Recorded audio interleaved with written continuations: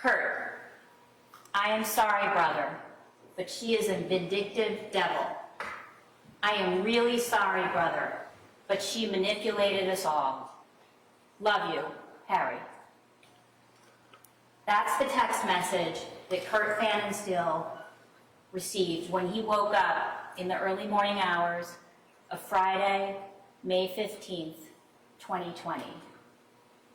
Immediately distressed, Kurt contacted another friend of Katie and Harry, the defendant goes by Harry as well as Ingolf, and shared the text message with her. Vanessa Pettigrew was also concerned, so she drove to Katie's home at 29 Valley Road in Dover to look for Katie. She called, she texted, no Katie.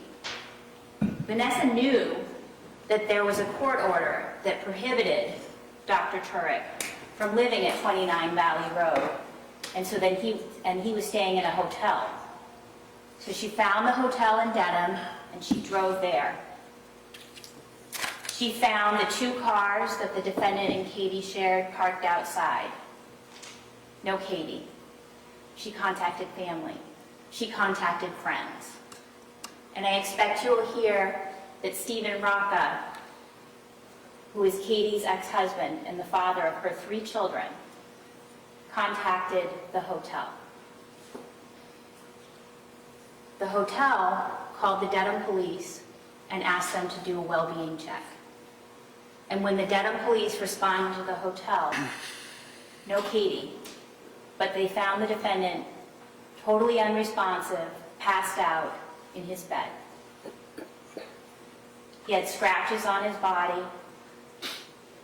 There was knives. There was a liquor bottle. And he was transported to Norwood Hospital, where he remained unresponsive for many hours. So family and friends continued to search. Law enforcement searched in Dedham, Dover, Medfield. Her phone was pinged, and it covered a wide area. So law enforcement was searching in the woods with dogs. No Katie. There was concern that she could be injured in those woods. All day Friday, no Katie. On Saturday, the police learned that Dr. Turk had woken up, and they wanted to speak with him. You will hear from personnel at Norwood Hospital and from the police about the procedures that needed to be followed, in part because of COVID, because this was during the height of the pandemic, and things were more complicated. So it wasn't until after 5 o'clock on Saturday that the police were able to meet with Dr. Turk. And I expect that you will hear about the meeting that they had. That interview was recorded. It was an audio recording. I want to tell you that it is a little bit challenging to hear because in part everyone was wearing masks. But we will have a transcript that will help you, and you will be able to listen to the interview. It's about 3 hours. And I expect that you will hear that Trooper Jeffrey Kutkowski and Detective Deborah Gonski from the Dedham Police met with Dr. Turk in the family waiting room at Norwood Hospital. That he agreed to speak with them. He was provided with his Miranda warnings. The interview was hours, but the police were polite. They were respectful. There was no yelling, and they gave him plenty of time to talk. And in the beginning of that interview, the defendant said he didn't know what happened. He didn't know where Katie was. And the police said, we're concerned. We need to find her. We think she might be in the woods. What can you tell us? And eventually, as they talked more, he told them about what happened, about what he did, about the circumstances at 29 Valley Road. He explained that he and Katie had been having some marital problems and they had separated. He told the police that she needlessly got a restraining order that meant that he had to leave 29 Valley Road. And so he bounced around and he was having a hard time finding a place to stay, that he ended up in Florida. But that he and Katie had agreed to reconcile. He came back from Florida and they were going to work things out. And it was supposed to be a clean slate, nothing from the past. And on Thursday, they had a nice day at 29 Valley Road.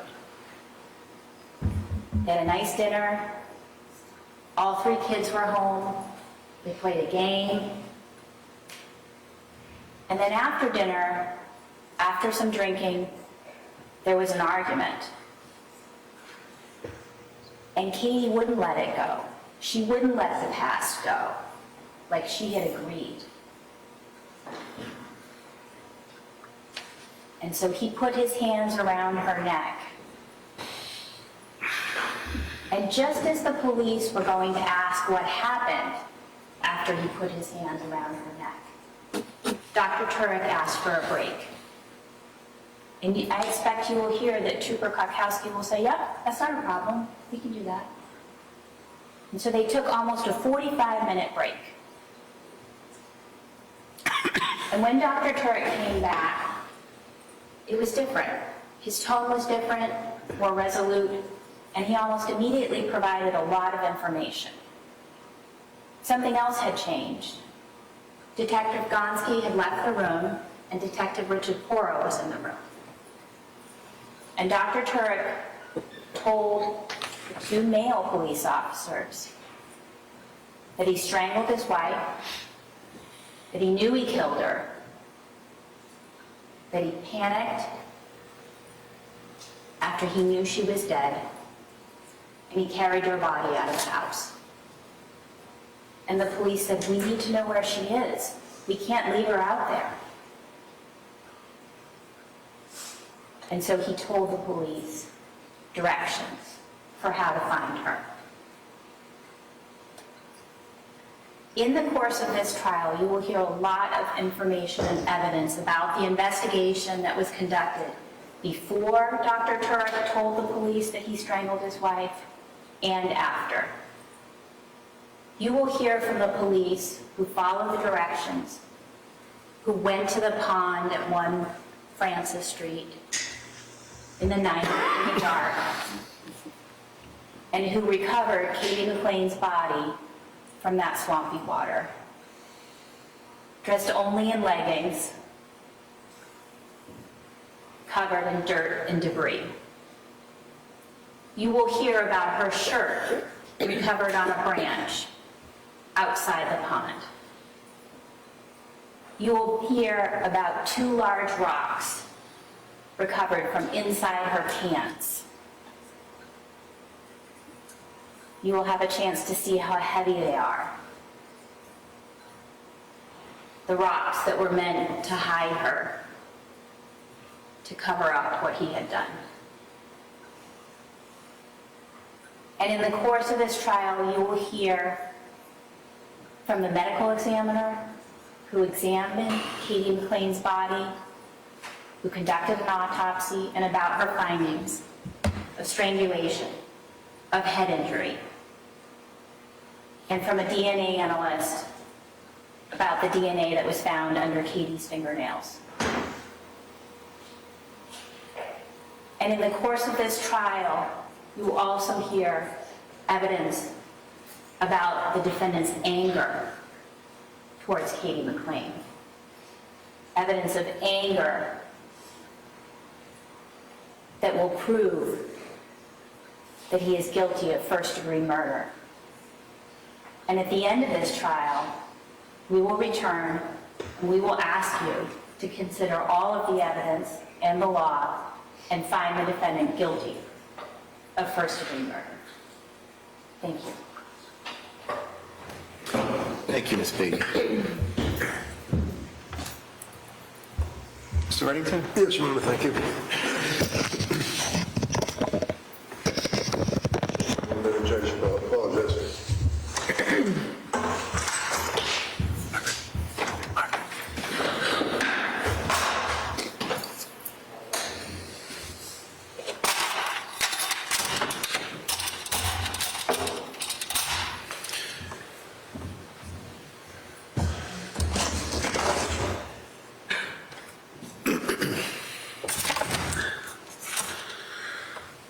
Morning. Thank you.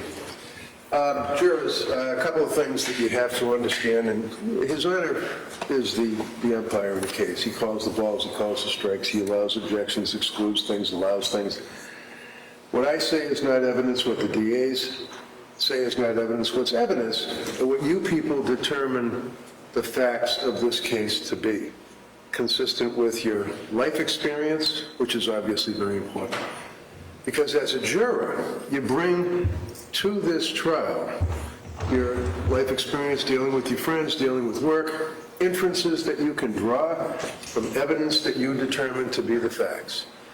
And as jurors, coming from all walks of life, you bring together that life experience and the ability to discuss, once the case is over, the evidence that has been presented, to determine whether or not the government has proven a case beyond a reasonable doubt, as His Honor instructed you what that definition of beyond a reasonable doubt means, and the high burden that is set on the government to say to a jury, this is not close, this is not more probable than not, this is not more likely than, it's beyond a reasonable doubt. And the only one that determines who is going to get charged with a crime in our society is the government. And when the government determines that they're going to charge somebody with a crime, they don't call you up and say, hey, we're thinking we're going to charge you with a crime. Do you have any input on that determination? They arrest you, and they determine, we're going to charge the person, I suggest to you, that the highest crime that is possible that can be proven beyond a reasonable doubt. In this case, first-degree murder. At the end of the trial, His Honor will tell you what the law is, and he'll explain to you that there are two theories, I suspect, of murder in the first degree: premeditated malice aforethought, cruelty and atrocity. He'll tell you about the factors that one can consider to determine whether or not an individual has killed another human being with cruelty and atrocity with the intent to kill and taking pleasure in the death of that person. His Honor will tell you about what's called second-degree murder. His Honor may tell you about what's called voluntary manslaughter, perhaps maybe even involuntary manslaughter. That depends on the evidence that goes in to this trial, and that's entirely up to the judge. And giving you the law is entirely up to the judge, not me. At the end of the case, you're going to be able to have his instructions, and then you take the facts that you determine to exist, and you match it up to the law, and you make a decision as to whether or not the government, not the defendant, the government has proven guilt beyond a reasonable doubt, and if so, to what degree? Now, how do you do that? Well, you come in here, you may say, I'm not really capable of determining credibility. Well, yeah, you do it every day.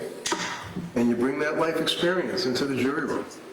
And you factor that in when you weigh the testimony of a witness. And you notice the witness stand is right here. It's right next to you. And the reason it's right next to you is so that you as a jury are able to observe the demeanor of the witness, consider whether or not the witness, to your determination, has a dog in the fight, as they say. Are they gilding the lily? Are they adding anything? Are they trying to portray something because they have a reason to want to portray something? That's all up to you. Credibility determinations are left to the jury. So what do we have here? You have a man who's on trial for murder, Harry Turk, and by the way, he's a doctor, he was a doctor, he is a doctor. He never liked to go by the term doctor. He was always Harry. You're going to hear evidence that he was always Harry, that he was a gentleman who was a urologist, dealt with kidneys, dealt with prostate, and was a surgeon. You're going to hear evidence that Harry, was born in East Germany. And as a kid, he grew up in East Germany. Went to the East German schools.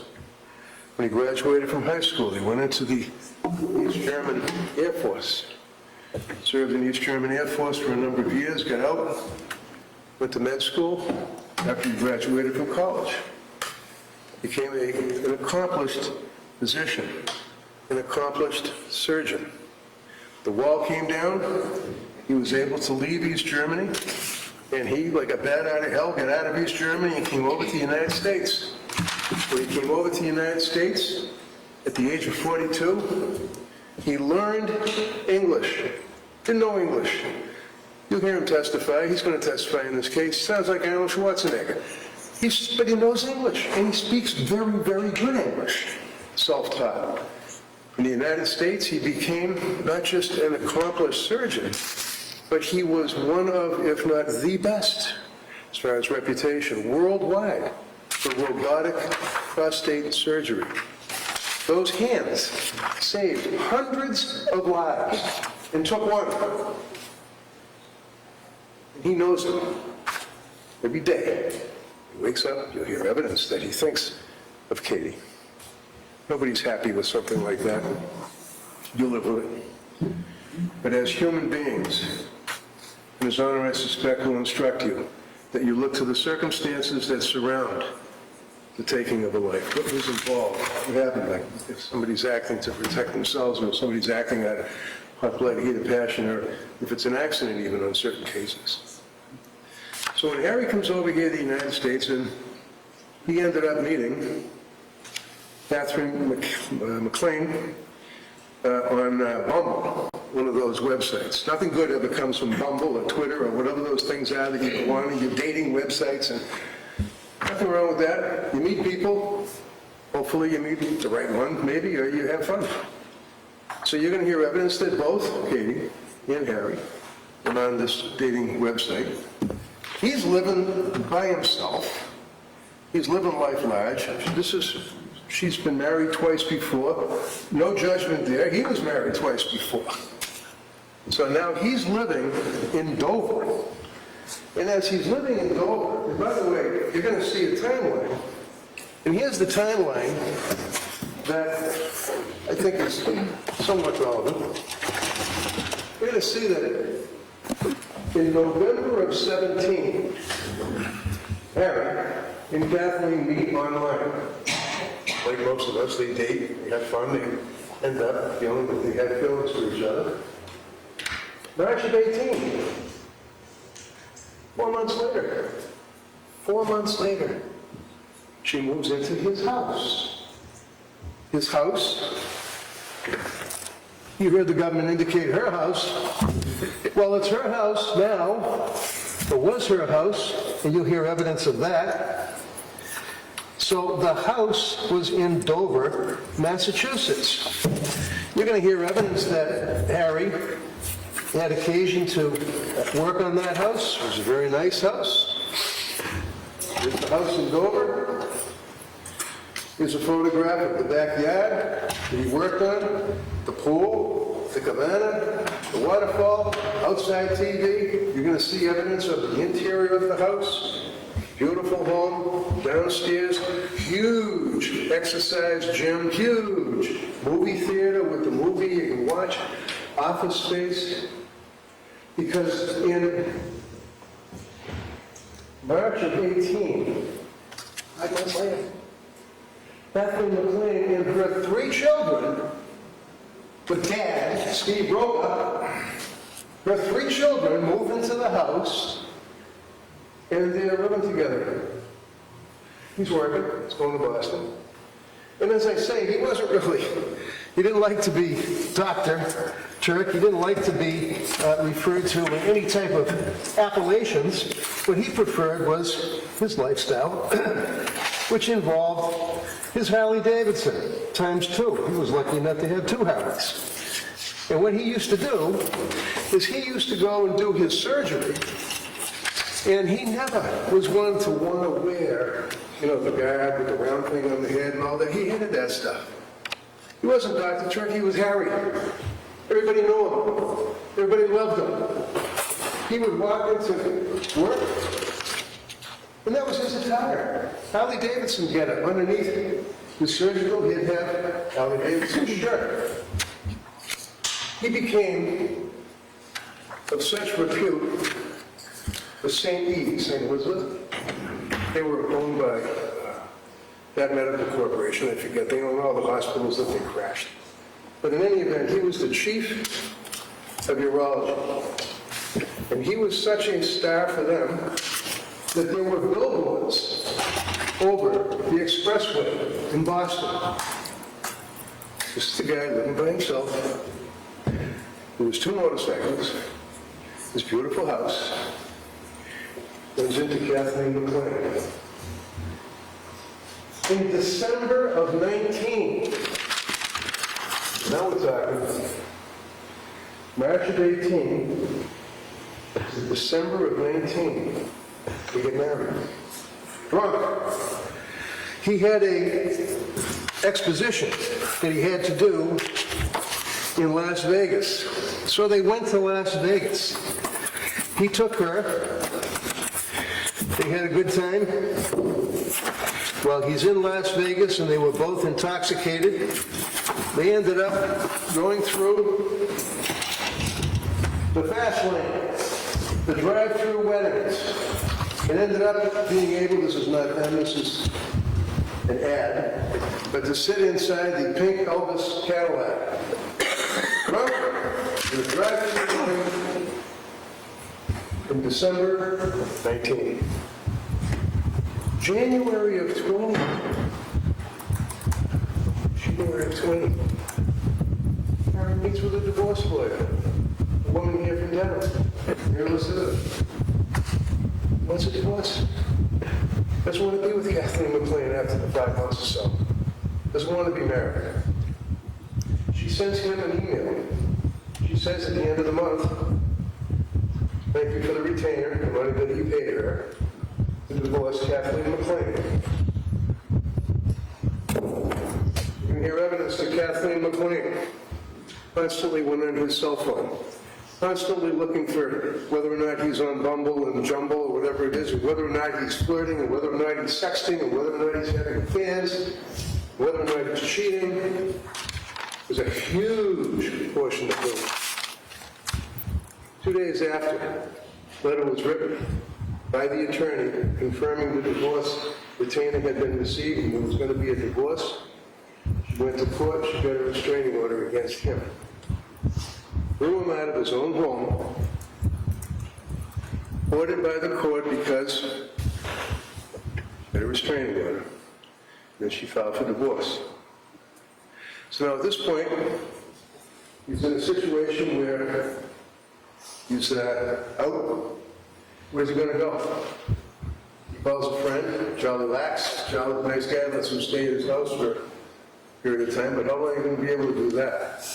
So Charlie has him leave. You're going to hear evidence that after he left Charlie Lax's house, he ended up going, his counsel kind of blithely says, well, he went off to Florida. He didn't just go off to Florida. He had nowhere to live, literally. He ended up almost homeless. The time came, and remember that horrific time when the pandemic struck all of us. It was an international event. He was in Germany prior to that because he had a job. His life was changing. He was going to Germany. He was going to be a physician in Germany. He already had a job with a university. His life was on a much better track. You're going to hear evidence that there's discussion about, well, you know, the Roca kids, they liked Dover, they liked the schools, they liked the programs. Katie didn't want to move the kids. He didn't care, fine. Sell the house in June. When the kids are done in school, he didn't care. He was out of there. She knew it. As the pandemic got worse, at his age, being a physician, obviously, all of us, I suppose, at that point were concerned. He was worried about dying. Not an unusual thing that he was worried about at the height of that pandemic, and the fear that took him by overwhelming emotion. He ended up consulting his doctor and medication, and again, had nowhere to go. Would knock on the door, would say to a friend, can I stay with you? They'd be like, dude, I'm sorry, no, but this stuff going on. You can hear evidence from one of the government's witnesses who was a friend for a long time of Katie McLean, in 2015, I believe. Vanessa Pettigrew. Talked to her every day. There were 12,000 pages of texts that they sent back and forth to each other every day, talking about what's going on in their life, talking about, whether or not what type of fingernail polish, what type of shoes, what type of dresses. Is this trashy? Does this look good? I think it looks nice. And by the way, let's go to dinner. We're going to drink. Are you drunk? Are you okay? How's your alcohol problem? On and on and on. Meanwhile, he's reaching out to his best friend, Kurt Pfannenstein, German guy. He reaches out to Kurt, and I stay with you. You're going to see, because he texted a text that he received from Harry to Vanessa Pettigrew. So you've got Kate McLean, you've got the two planets rolling around, Kurt and Vanessa. So Harry reaches out to Kurt and says, please, can I stay with you? I need safety. I have to stay somewhere to be safe. Kurt says, no, I don't think so. I can't do that. But he sent that to Vanessa, and the two of them said, it's too bad. He had a lawyer, good lawyer, real good guy. John Hoffman was representing him. John was dealing with her lawyer. And John would send, you'll see the emails, he'd send letters in the course of the negotiations. Can he please stay in the basement? It's his house. Can he stay in the basement? Put a lock on the door. And you'll see text between Kate McLean and Vanessa about Harry wants to stay in the basement, LOL. Harry wants to stay in the basement. He's not. It's not her house. His house. But he now has to find a place to stay. Stays in Boston, one little bedroom with a friend. The friend, board of trustees, you hear evidence, wanted him out because of the pandemic. He went to Florida. In Florida, he stayed in a rusty, nasty trailer that a friend Bob Ian let him stay in until Bob sold the trailer. In the interim, there were negotiations about reconciliation. And the negotiations basically were pretty simple. Kate McLean, who I submit you're going to hear, had a little house in Sudbury with a flooded basement and a lot of problems to it, but a $400,000 house that was underwater, that was being foreclosed on, that ultimately gets sold pre-foreclosure. Now she's living in that house in Dover. So she wanted on the deed. She wanted on the deed, and she wanted a post-up. She wanted him to sign something that would give her half ownership in the property, and that's where David Kuyten comes in. David Kuyten, you'll hear from Zoom, was an attorney and a friend of Kate McLean's, and he talked every day, as many of her friends want to do, would talk sexting to her. At one point, getting somewhat descriptive about various sex acts and talking about the property. And he prepares the deed and she records the deed. He records the deed and she says, by the way, if he dies, do I get everything? So as time goes by, in the interest of reconciliation, he signs the deed. Signs it, puts her on the property. She owns half that property. Look at the date. 29th of April, 2020. Signed a post-up agreement, giving her $100,000, paying the lawyer's fees. You're going to see text messages between Vanessa, his best friend Kurt. You're going to see text messages with Kurt. And while Kurt was talking to him about trying to mediate between Katie McLean and Harry and trying to get things to work out, that he was sexting her, and she's responding. Ultimately, he's sending her what's referred to in the vernacular as dick pics, and she's sending him pictures of her breasts while she's in a bathtub. And this guy's going to be right up here on that witness stand. Can't wait. That's his best friend, Kurt. So as time goes by, Harry now comes back to Massachusetts, has nerve problems in his leg, and needs help. Roca, by the way, was persona non grata with Katie, ends up together, the two of them, pick up Harry, bring him to Dedham, stays in a hotel. While he's in the hotel, Katie is with him getting water, food, things of that nature. Has a restraining order. It says, don't worry about the restraining order. Come on back home, because he signed the deed. Come on back home, and we're going to be a family again.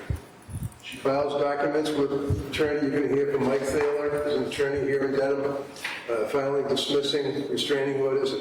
Life is good. Harry's going to come back home. They have that nice night the DA was talking about. They're playing a board game with the kids. They're drinking. They're having martinis. Then they have whiskey. Then they have an argument. Then they go upstairs to the bedroom. That's where they go upstairs, and the DA says that he, with his anger, decided that he was going to murder her. Well, that's a good life choice, huh? No, what actually happened, and you'll see the evidence is pretty clear, but what happens is they're in the bedroom, and they're arguing. And she's talking about the other men. She's got hundreds of guys after her on these websites. And do you think I really loved you? Do you think I really loved you? I'm calling the police tomorrow. You're getting out of here. They got in the course of an argument. She had a rocks glass in her hand. She had her cell phone in the other hand. He got on his knees. He said, Katie, please don't. She smashed the rocks glass off his head, the right side of his head, not the left side like the police think. At that point, with one hand, the size of that hand, the strength of that hand, he grabbed her, snapped the highway, she died.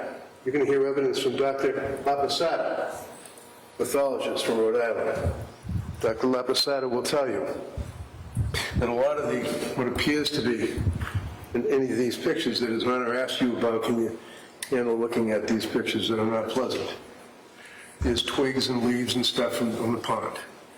There's what appears to be bluish skin on the face. A lot of that is from lying face down in the pond, in the pooling of blood, post-mortem. You're going to hear evidence that death was within seconds. He panics, doesn't know what to do. This is post-homicide conduct. The deed is done. What's for you to determine is, can the government show you and prove to you beyond a reasonable doubt that this was not killing in hot blood, heat of passion, sudden combat, as opposed to premeditated malice of forethought and cruelty and atrocity. Putting someone in a pond, this is called fright or flight. Bad move. Should have called 911. Nevertheless, it was a panicked move. You're going to see that when he was in the hospital, you're going to see that he was passed out. He had a 226 blood alcohol level. District Attorney will talk to you about his statements to the police in the course of that questioning, almost as if, he's writing a presidential speech and has all of his wits about him. This is what he looked like when the police first went into the hospital. That's what he looked like. He was passed out. He was coming out of it. Medication, significantly intoxicated. Medical records indicating that the doctors at Norwood believed it was attempted suicide by alcohol poisoning. In the course of talking to the police, and you're going to hear the video, hear the audio, you're going to see, I submit to you, that he was confused with a lot of questions, but nevertheless was trying to be a gentleman, was trying to be cooperative. Police officers noticed his wrist. He tried, fell himself in a state of despondency. Total misery. That, members of the jury, is the evidence that will be presented to you, and ultimately at the end of the case, it's up to you to determine whether or not the government has proven this case, to what degree, if any, beyond a reasonable doubt. And you heard the magistrate, Margaret, indicate to you that you as a jury pass between the defendant even though we call people that are charged with a crime a defendant, as His Honor said, doesn't have to defend against anything. Government's burden of proof, but nevertheless, you as a jury pass between the defendant and the Commonwealth, the DA's office, the police, crime labs, all the rest of it. You pass between the government and the defendant who has placed himself on his country, which country you are. And that she then went on and said, and you are charged with hearing the evidence on your oath that you took as jurors. And we are confident and appreciate it because it is a service. When jurors come and you take time out of your lives, knowing that that protects all of us, that we have a right to go before a jury of our peers to determine whether or not the government has proven a case beyond a reasonable doubt. At the end of the case, you get a chance to do a closing argument. Again, what I say is not evidence. What the DA says is not evidence. What's evidence is what you hear from here, photographs, exhibits, things of that nature. Thank you.